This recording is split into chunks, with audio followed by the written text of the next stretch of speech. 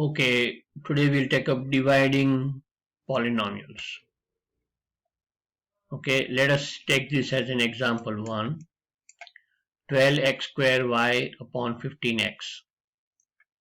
So like we used to do cancellation, first we have the factors of this 12x square is 2 into 2 into 3 into x because it is x square into y upon 3 into 5 into x.